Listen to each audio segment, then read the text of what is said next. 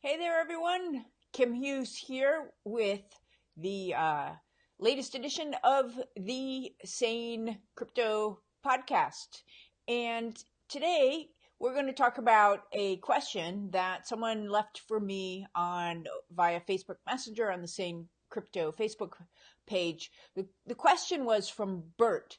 And he says, I am chomping at the bit to invest in crypto, but my wife is convinced that we're gonna lose all of our money, and she has absolutely forbidden me to touch our retirement savings. Is investing in retirement savings in Bitcoin a bad idea? So let's tackle this topic. As always, I am going to refer to our Sane Crypto roadmap, not always, but most of the time, because it is very helpful. So let me switch over to my other screen here. Okay, perfect. So, taking a look at let me get this little window out of my way here. So, taking a look at the roadmap, Bert, and those of you who are joining us on the stream as well.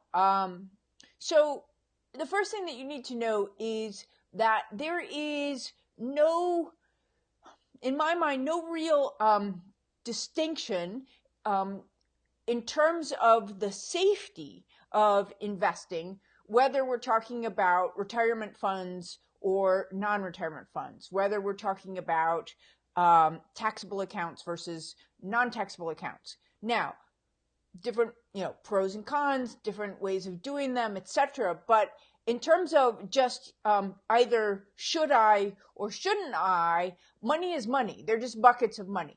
I realize they may have emotionally a slightly different connotation to them, where maybe if you have money that is not earmarked for retirement, if you lose that, it doesn't feel quite as bad as money that is earmarked. But to me, fundamentally, the question is the same. Should or shouldn't I invest? And then which pot of money it comes out of is a completely separate a question.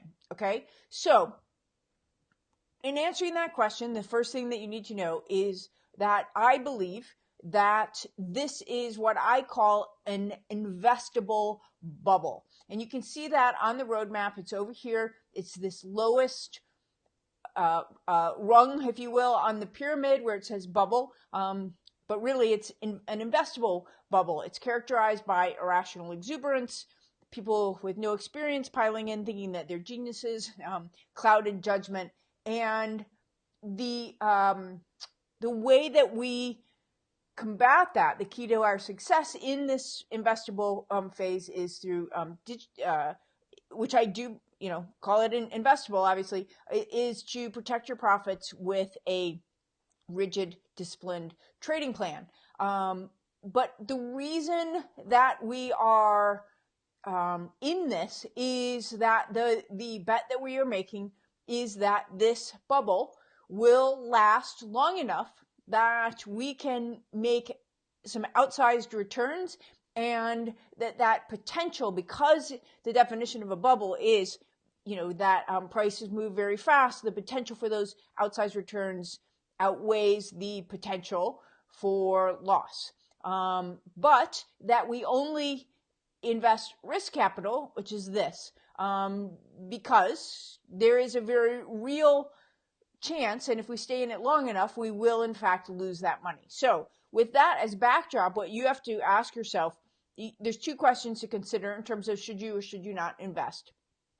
One, do you have risk capital to invest? And I define risk capital as money that if you lost every single penny tomorrow, it would not only not have an impact on your current or future standard of living. Okay, so hence to the retirement question, that's future standard of living, but also will not have an effect on any relationships. So, it's all well and good if you can afford to lose the money, but if your wife is going to freak out if you do and never speak to you again, well, that certainly has to be part of the equation for those of us who are married or in relationships, right? So that's the first question. Do you have risk capital to invest? Because you should only invest risk capital. And moreover, as part of the creation of the trading plan in our Sane Crypto system, one of the things that we help you do is decide how much you should invest, and that should not, in my view, be anything greater than 2% of your total investable assets ever. I don't care if you have more risk capital than that.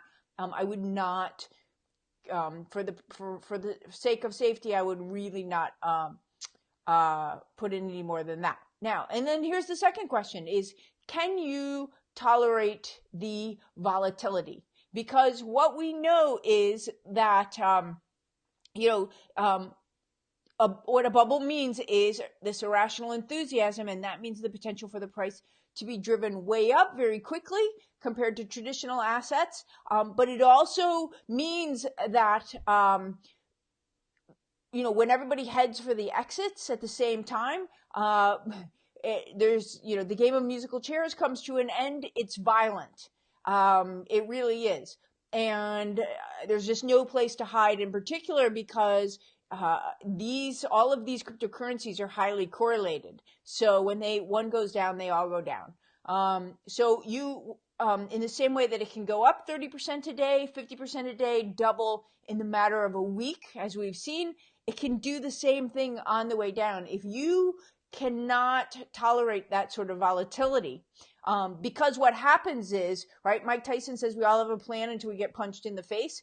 A lot of people say, oh yeah, I can handle that. And then when they're down 50%, they want to sell when that's not the plan that we come up with. Or when it's up 50%, they want to buy more when that was also not the plan that we came up with when you were sane. So if you allow your emotions to react to that volatility, then you will end up doing the exact opposite of what you should be doing. You end up buying high and selling low, and we don't want that to happen. Okay, so the pros of investing money in cryptos right now is that this bubble again means irrational exuberance, and therefore that there is a potential for the price to be driven up very quickly compared to traditional assets.